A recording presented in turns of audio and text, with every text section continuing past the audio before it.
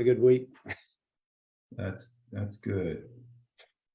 All right, I think, Wade, we are live. Very good.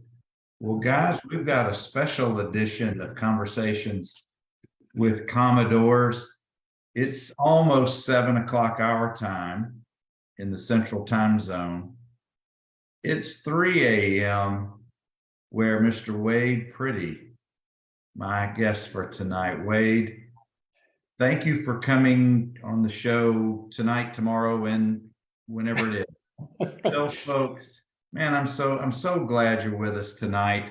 I know we've tried this a couple of times, but I'm glad our schedules kind of lined up. But I didn't appreciate that it would be 3 a.m. where you are. So thank you, bud. I appreciate it. No worries. Appreciate what you're doing. I know I'll echo some of your former guests that it's, we appreciate the work you put in to refresh those memories and give us a chance to tell some stories. So thank you for what you do. Well, you're welcome. And the thank you should come back to you because I'm not going to butcher it. I want you to tell folks what you currently do, but I want to share a little bit of Wade's background. Wade was Hickson High School in the Chattanooga area, made his way to campus, ultimately became, and gosh, he must have been a patient man to work for Kelly and Norwig at the same time as a trainer and a manager in the mid to late 80s for our football program, and really supporting other sports as well if you were working for WIG. But I know you've always had sports in your background. You've always been an athlete. And in fact, I'm not sure how many years you put in with the Marines. I know you retired 10 years or so ago, but it's not completely out of your system. So I'll let you pick it up from there, Wade, and share a little bit about your family and what you're doing these days. Sure. So quick clarification, didn't work for WIG and Kelly at the same time. So I had a stint started out as a trainer, had a red shirt year in there, and then picked up and worked for Kelly for a couple of years. So all good, but enjoyed that time. I guess after Vanderbilt, worked at summer camp for a little bit. I met my wife kind of thanks to Coach Bradley and got involved with the organization, our summer camp called Camp Ozark. Worked for them for a little bit and then decided that the Marine Corps was the place for me. So went to officer candidate school and then off to the Marine Corps, 22 years. Here and there, everywhere, went some places and did some things, retired, like you said, about 10 years ago, and have been back and forth from the defense contracting world, some leadership consulting, that kind of thing. Started working a project, defense contracting again, State Department funded project here in Ukraine, in 2020, kind of as COVID was getting ramped up. So we weren't able to actually come to Ukraine and execute for a little while. But then last year, 2021, spent about 6 months here. And then, of course, the invasion in February brought an end to that program. Shortly after we were canceled, a friend, a fellow retired Marine, called and said, "Hey, I'm putting the band together in Ukraine. You interested in coming over?" So I've been here since April. And you said, "I'm already here," or "I've already been here." Yeah, I technically I was unemployed, but yeah, so been here since April, and the organization I'm part of trains. The majority of the work that we do is helping train Ukrainian military units. So sharing the experiences that we had in the Marine Corps and the different services with them, trying to make them a little bit better. And then we also have a line of effort that with evacuations, helping get folks out of threatened areas to a little bit safer areas. So keeps us busy. Well, and bless you for all you have done and continue to do, Wade. It takes a special person to be able to do what you're currently doing. And you will remain in our thoughts, our prayers, and our communications And every day that you comment or say something in our group is a good day for us. Wade, I want to welcome one of our former teammates, Carl Parker, is in the house. We got Darren Rothenberg, a youngster, in the house. We got, one of the Keystones. Oh boy, Billy Smith, who I got to give him a big old hug this weekend in Nashville. Good for you. Dwayne Jones. Wade, and he says Wade continues to help people and serve others, even though he was from Chattanooga and Hickson High School. Like, I don't know what beef you and Dwayne have, but that was unnecessary, Dwayne, the last part. So you'll just have to take it up. It might be a little bit of an inferiority complex there. Maybe so, but we'll save that for another time. Maybe when we have a roundtable roast of Luke and Bill Kelly later on. But Wade, I want to stick with your current duties to the extent that you want or can share. You're in a country that is under attack and has been for 9 months already. Yep. I presume that where you live may be more in the civilian neighborhoods or wherever it is that you are, you must have some sense of feel of security that you're not always under attack unless you maybe seek out those areas of the country.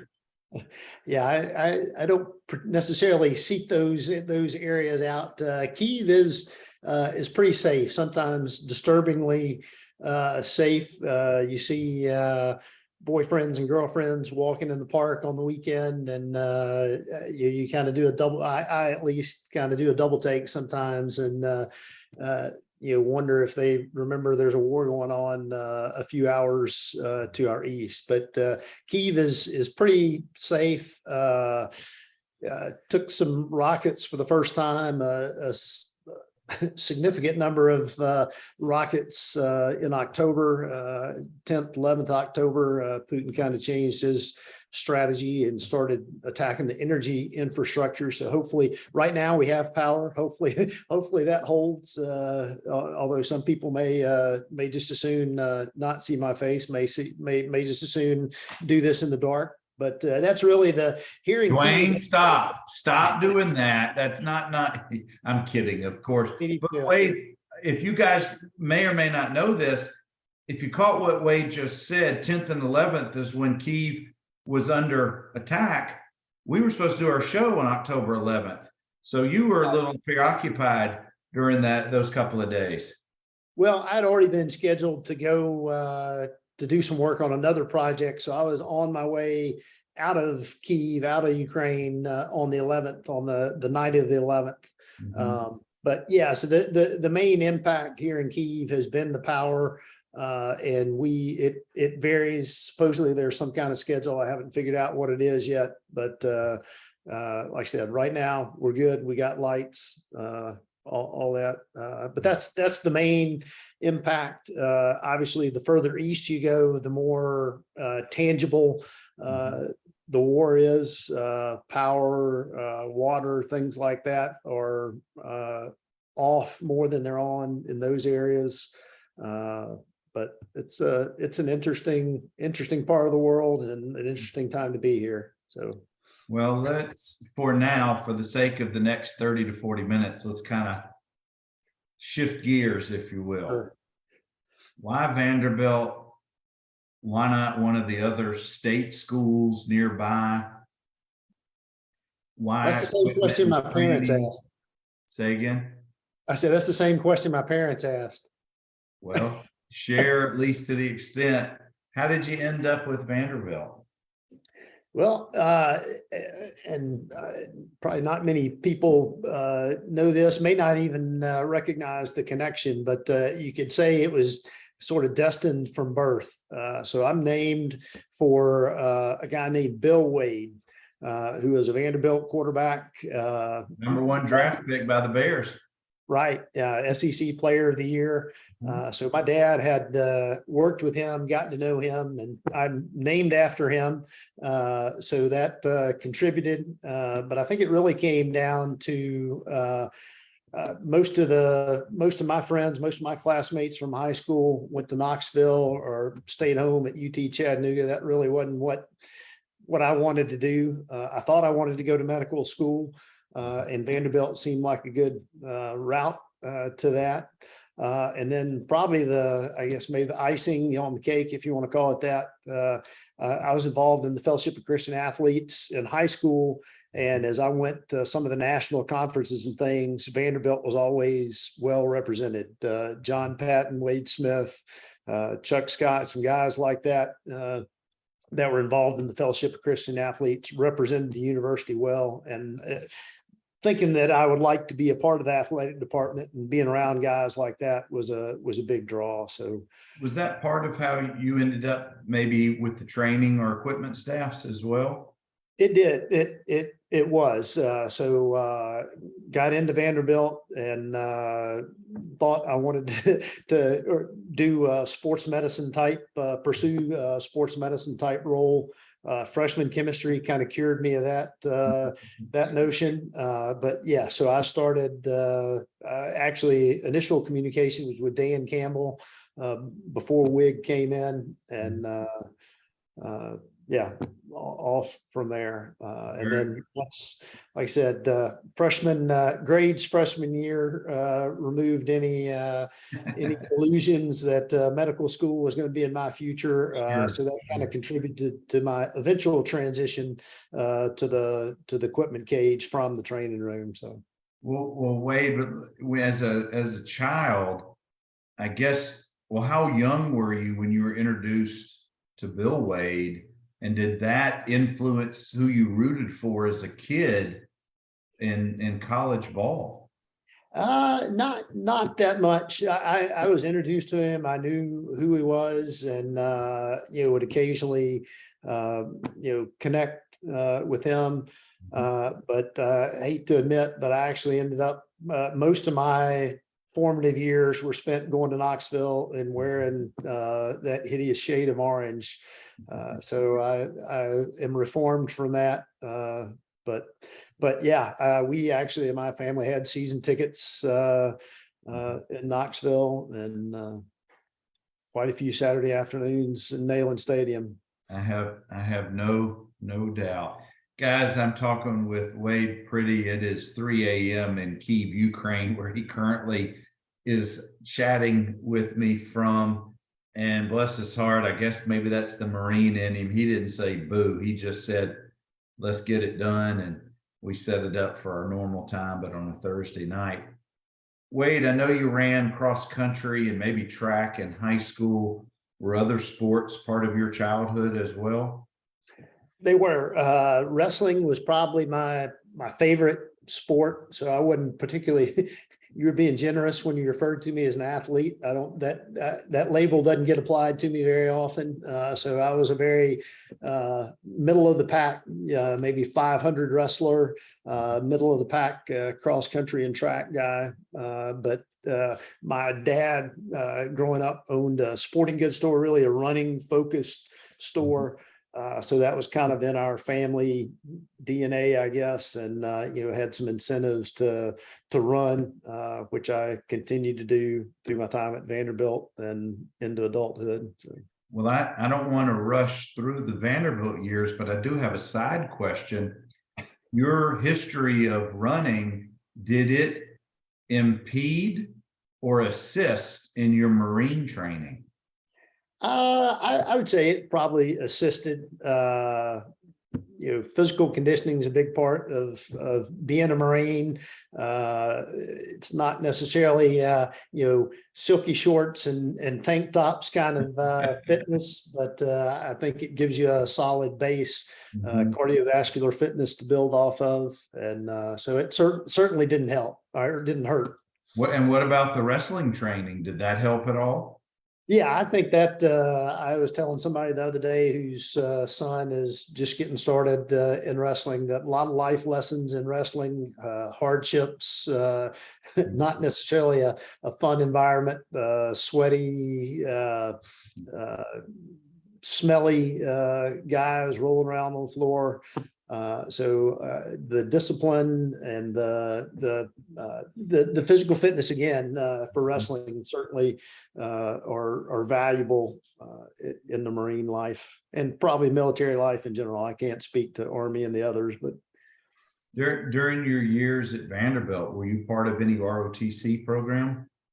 I was not. Again, my parents, in hindsight, had I known then what I know now, would have that would have made sense to, to do something like that. But I waited until I had paid my way through Vanderbilt with the help of the athletic department, but didn't make that decision, or didn't the military piece really didn't come on strong until close to the end of my time at Vanderbilt. So Did you start in the training room your freshman year, that first fall?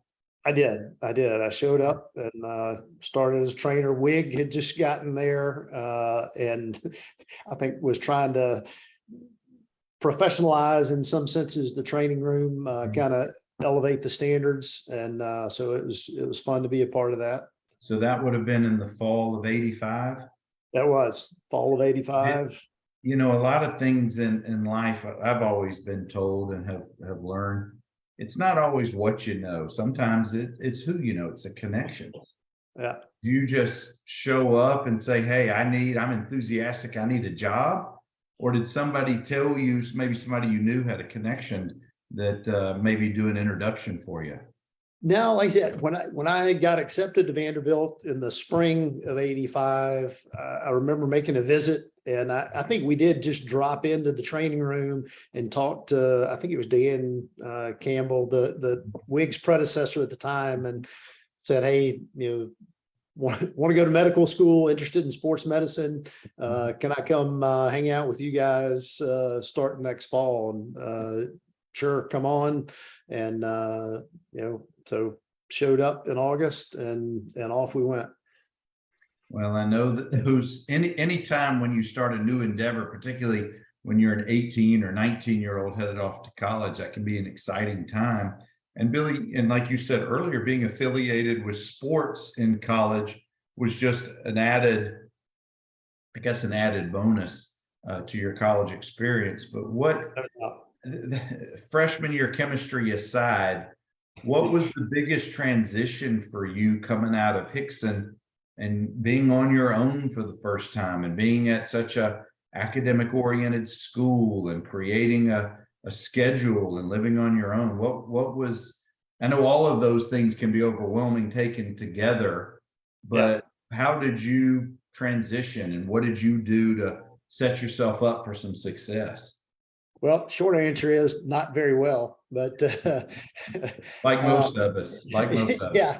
I managed to get through high school without really putting a whole lot of effort into it. So made decent grades, decent test scores, good enough to get me into Vanderbilt at the time, although I probably wouldn't be remotely competitive these days. But I don't think any of us would be, Wade. The standard is just absurd, but go ahead, bud.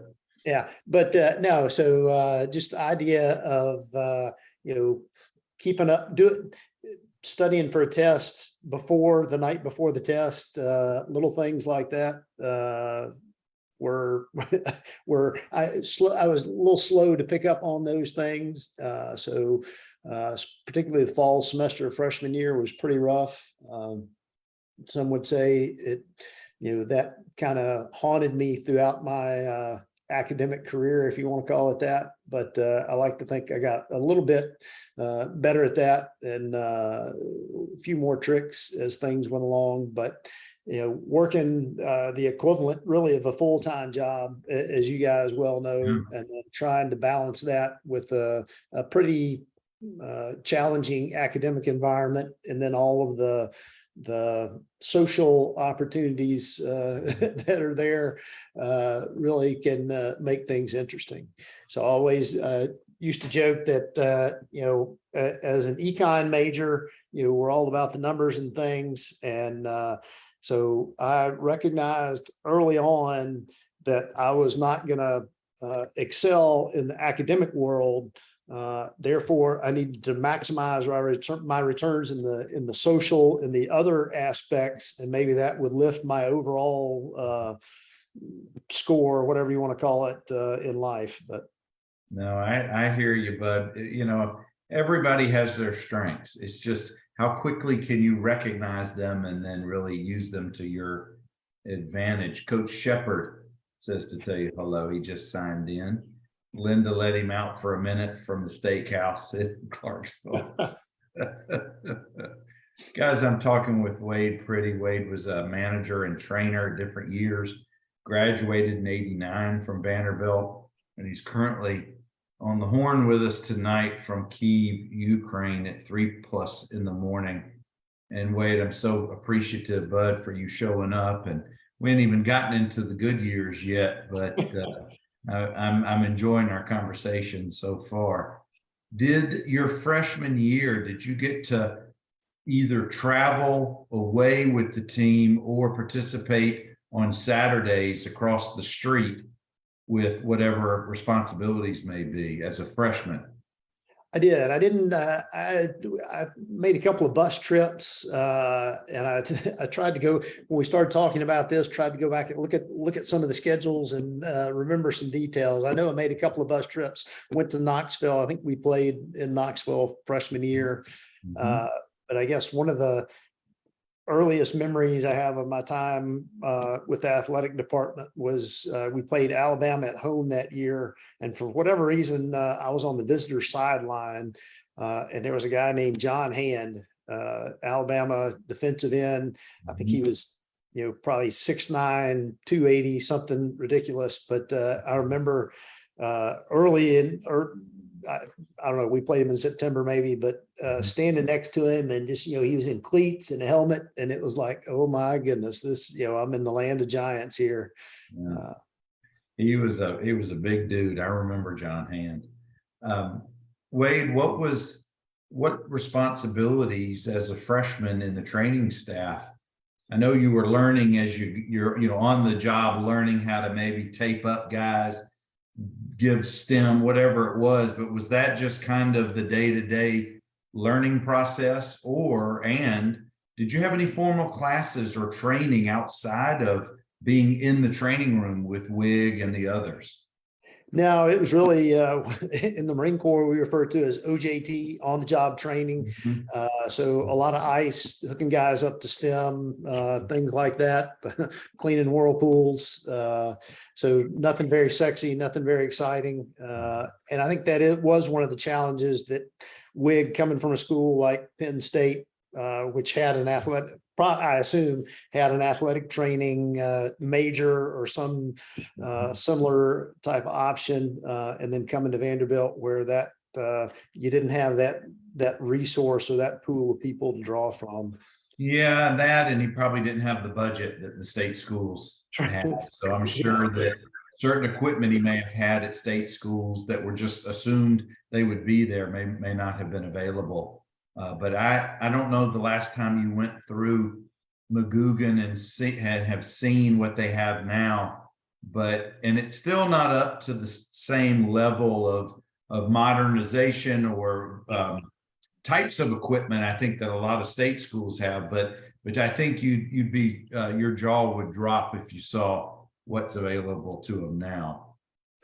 Yeah, it's interesting how a lot of those aspects of athletics have changed since back in our day. So I think It's been a minute, hasn't it? It has been, yeah. Wade, what was fun for you on Saturdays while you were a trainer? I know nothing was fun when you were, well, we'll get to that in a minute, but as a trainer, what was fun on Saturdays for you? Just being part of that, an SEC football environment. So, again, growing up in Chattanooga, going to Knoxville, and, SEC football is kind of in our blood. So being down there on the field and having literally a front row seat, most of the time, a front row seat to what was going on was a lot of fun. And then just being part of a team in any aspect has always been something that I value and enjoy. So being around the guys and playing a small role in what was going on was fun and rewarding. Yeah, just being caught up in it and doing your part of the bigger picture, I'm sure, to a certain extent, regardless of your role with the program, just being affiliated can be exciting as well. Even when you're a early guy on the scout team, you still feel like you've contributed your part. But Wade, on Saturdays, here's what people don't know. Whether you're part of the equipment staff, whether you're part of the training staff, it's the hours that you put in before anybody shows up. Yep. And the hours long after the final whistle has blown. What would be, and I'm still talking about the training time, Sure. how many hours in a given Saturday or even Sunday were you looking at during the season? It was definitely an all day affair, for an afternoon game. We were probably there at 8 or 9 o'clock in the morning and probably not leaving until 7, 8 o'clock at night. So it was a full on, that's what I say, it's a full-time job and then some, on top of academics and those kinds of things. And of course, you guys had meetings and a lot of lifting and a lot of other things that filled up your calendar as well. But yeah, but when we finished, we got to go do what was next on our schedule. right. You were still there, as you said, at least during the training years, you're cleaning, you're organizing, you're getting ready for the next day. Because when you have a couple hundred athletes, and again, guys, it's not just football that you did training for, it was other sports as well that came through there. There's 200, 300 athletes.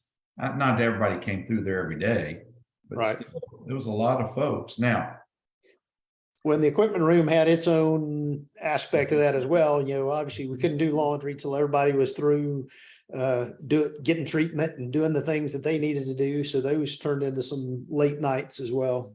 yeah, but Wade, no one believes y'all ever did laundry. We just think that it just got reshuffled and put back into the lockers. We think you guys were back there playing cards and listening to music and drinking beer. I mean, you're probably doing that too, but I'm not so sure. And I know Dwayne's about to chime in. And this is just between me and you because the statute of limitations is long gone. Did you ever see laundry detergent soap in the equipment room? Was it ever visible? I can't remember seeing detergent, but I know we threw stuff in the machines and then They swished around a little bit. yeah, swished around a little bit and then threw them in the dryer for a little bit. It depended on the day. Sometimes they got dried, sometimes not so much. But well, before we jump into that part, how long did you stay on the training side of things? 2 years. So it's funny, I mentioned earlier, my memory has never been one of my strengths. So if you had asked me maybe a month ago and going back 20 years, I would have sworn that I did it I was a trainer for a year, took the what I call my red shirt year and then transitioned. But as I went back and looked at some of the schedules, I was reminded that I actually was a trainer for 2 years. And then took the break and then moved over to the equipment room. Last question when it comes to the training side. I can remember during my years there, every once in a while, either former Vanderbilt players who were currently in the pros would come through for some training or say hello, or there may be friends of friends who were professional athletes or just well-known folks. Do you have any recollection of any well-known ball players or anybody who came through? Because I've got a few names. I remember Walter Payton coming through there. I remember the Chicago Bears, some of those players coming through there. Of course, Dennis Harrison and some of those guys. Yeah, Dennis is probably the most notable that I remember. I'm trying to remember what year it was. There one year, Tampa, and I can't remember who played against Tampa, but they played an NFL exhibition game in Dudley, and that was fun. I think I might have been an equipment guy by then. I think I've still got an NFL football with the Tampa Bay Buccaneers stamp on it somewhere. Oh, nice. Vinny Testaverde, I think that was his era. Yeah. Oh, wow. Those are some names from the past. Wade, I know you were heavily recruited. I don't know if money was changed hands. I don't know how legal or illegal the recruitment process was between the training staff and those ruffians in the equipment room. but share a little bit, knowing that there are eyes and ears listening and watching you. How did that transition take place? Because I think there's still some hurt feelings of folks coming out of the training room. Well, it's funny that you say that. So I'm not particularly proud of the way the transition went down, and I actually owe Wig an apology. I don't think we used the term entitled then like we do now. But part of it honestly came down to that. I guess it would have been the third year. And silly things now in hindsight, but the trip to Tulane, that was kind of the highlight of the travel schedule that year. And again, Wig trying to professionalize the training staff. So he had brought a couple of people in from some of the other Nashville area schools that did have an athletic training program. And I ended up getting bumped off of the Tulane trip, and I didn't appreciate that. So I think that was more of an excuse, maybe. Like I said, the initial thought of, hey, this is something that would contribute to a medical school application, and my initial incentives for being a trainer had kind of gone by the wayside. So having seen the camaraderie in the equipment room and the cage, all those things together, just decided that training was not something I wanted to keep doing. Well, Wade, that you call it camaraderie, I think was your term. I think it's more commonly known as misery loves company. Eat to each his own, I guess. Now, I want you to set the stage for the folks who weren't around in the 80s. Who was the czar of the equipment room? Who was the court gesture? And who were the other characters who made up the equipment room during your first year? Oh, they were all characters, but Bill Kelly was obviously the king of Magoogan. Probably had more power than most people appreciated. Knew where all the skeletons were. Had gone to Vanderbilt himself as a student. Maybe the 1930. No, but had been at Vanderbilt for a long time, and literally did know where all the crazy stuff was hidden. So he really kind of focused on didn't come out of the cage a whole lot. So he gave us as students a lot of latitude to get things done. Dwayne particularly, kind of made sure that all the field setup and all those kinds of things were done appropriately. Luke was there. My recollection is that he was probably as engaged in supporting some of the other sports as he was football Saturdays and things like that. He was obviously out there and in the middle of things. But really, we as students had, and like I said, Brent and Lee when we started out, and then Dwayne picked it up, and Tyler certainly did a great job. In spite of all the annex and all of the ways that we managed to waste time, we still were able to get the things done that needed to be done. So one of my favorite memories, and I keep meaning to do a little research, go to Google and see Vanderbilt. Maybe it's the only place I've ever heard of the game of setback. So I don't know if you remember that or not, but I don't know where it came from. Have never played it since, but always got a little bit of exercise in before practice every day.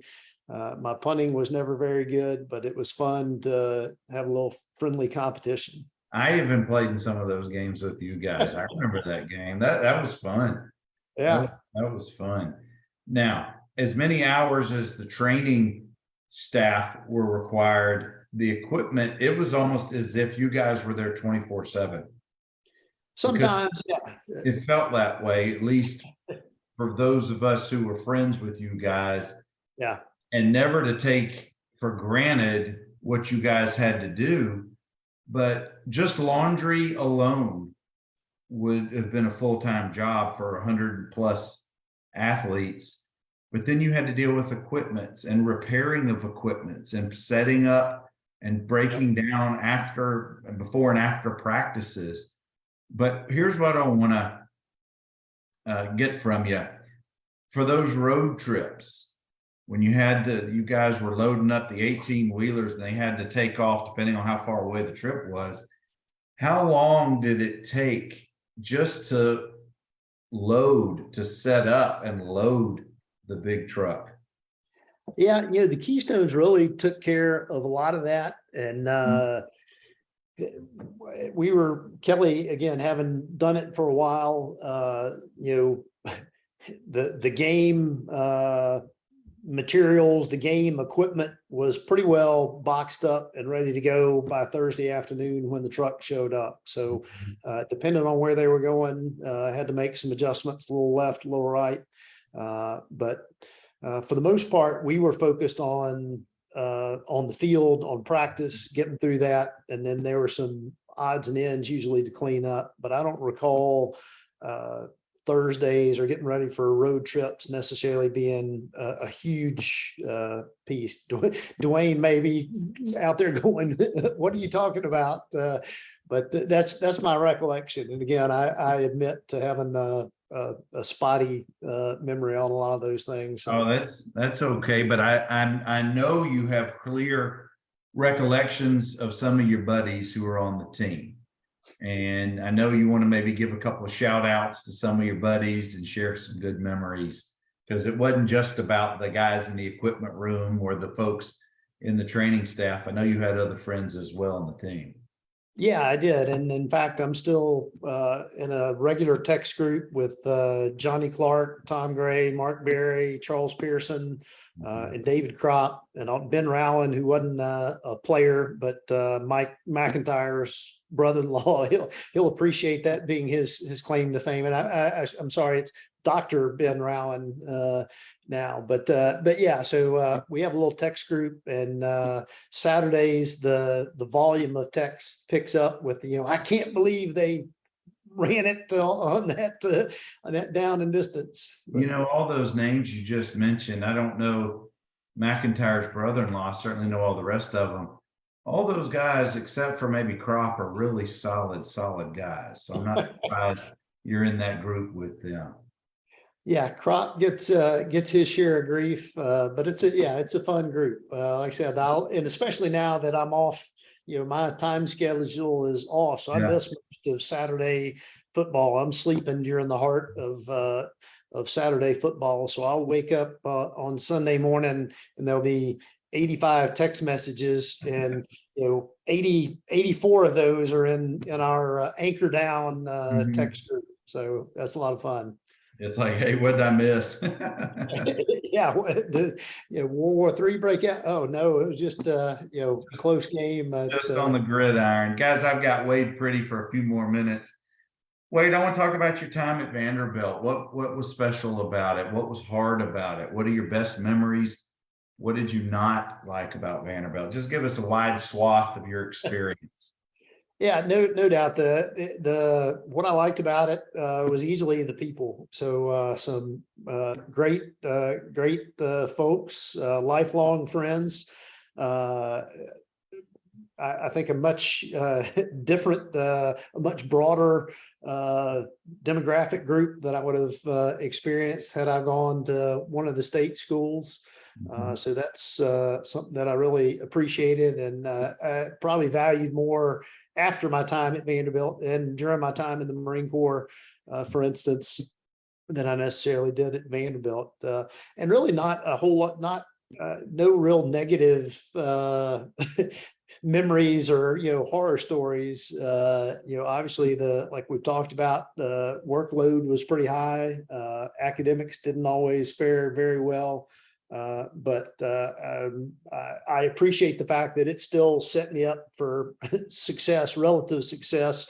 I'm not sleeping under a bridge or anything these days. So I attribute that to some of it to the work ethic that I learned in the training room and the equipment room. But certainly the relationships and the opportunities to interact with other people, kind of adjust to other people's quirks and those kinds of things were helpful skills to have down the line. Well, I was going to say it'd be very easy for us to focus on your military training and career to draw life lessons from, and I know you have many that you still utilize even today. But even before you got into the military, what you just mentioned about being part of a bigger group and learning your place and how you could help. Certainly there are parallels in there that you've just drawn from over these years. Yeah, like I said, just recognizing that we've all got quirks and idiosyncrasies, and instead of getting frustrated with those or trying to fix people to make them the way that you think they ought to be, you gotta, sometimes you need to roll with it and make find the high points, or emphasize the things that you do appreciate, that you do like about folks. Mm-hmm. No, absolutely. I want to welcome Jim Arnold and OJ Fleming have joined our conversation, and we're close to wrapping up with Wade. Wade, I hope you get a little cat nap in before you go pick up your folks in a little while. It's getting close to 3:30, almost 4 o'clock where Wade is in the Ukraine. Wade, now that you've graduated, you've gone through so many life experiences. When you talk to folks during your adult part of your life, the last 20 years, let's say, what has been special, or what does it mean to you when folks ask you, where'd you go to college, and you tell them Vanderbilt? Well, I think we all benefit from the value of a Vanderbilt education, or the Vanderbilt brand has only outside of even with athletics, I would say has only gone up since our time there. Mm-hmm. Like to think, maybe played a small part in contributing that, at least not detracting from that. But the Vanderbilt, I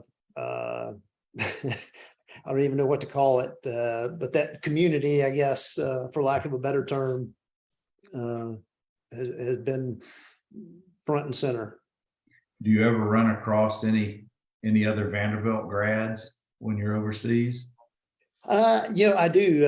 Kind of one little funny story, in the Marine Corps, a handful of Vanderbilt folks running around out there. But as I was getting ready to go to Iraq in 2006, I had been assigned to be a team leader for a team that was going to go out and work with the Iraqi border police on the western border in Iraq. And so as part of our training, we went and visited the U.S. Border Patrol in Arizona, out in the Yuma sector, to kind of understand. I mean, as Marines, we really didn't have a great concept of what Border Patrol guys did. So we're out there, and there was another team from Camp Pendleton also there with us, and kind of walked by the other team leader's car, and I noticed he's got a license plate. He's got a Davidson County license plate and a Vanderbilt alumni license plate frame. And I'm like, what's going on with that? What's your story? And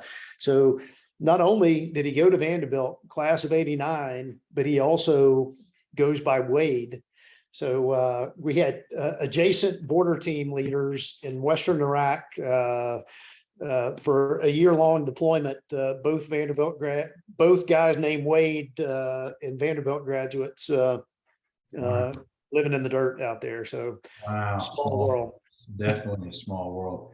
Wade, I could keep you here for hours just talking about your different life experiences in the military currently, but I want to be very respectful of your time, and I want to thank you, Bud, for just sharing a slice of time and walking us through your journey a little bit. And none of us here on this call can thank you enough for what you have done in representing and defending, and what you continue to do to make our world a better place. So Wade, thank you so much.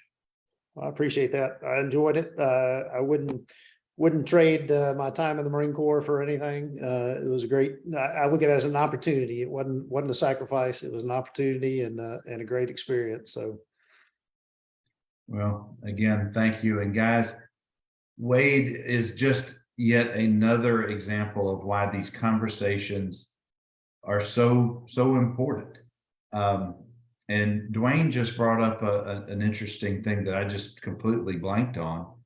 Tomorrow being Friday, I guess it's already tomorrow for you, is Veterans Day in the United States. It is. So, again, recognition. Thank you, Wade, that our timing worked out, that we're able to say that. Brian, I was giving you too much credit. I figured you planned it all that way, and Well, I can't say that I had anything to do with your October 11th obligations. My reach is not that far, but guys, it's the glue, like Wade Priddy, that makes our program important and function. And just until we tell these stories, until we learn the histories of how people got from their hometowns through Vanderbilt and where they are today, those stories have got to be told. So Wade, anchor down, bud. Appreciate it. Appreciate what you're doing, and enjoyed chatting with you. I did as well. We'll see you guys next Tuesday. Y'all have a good, safe weekend.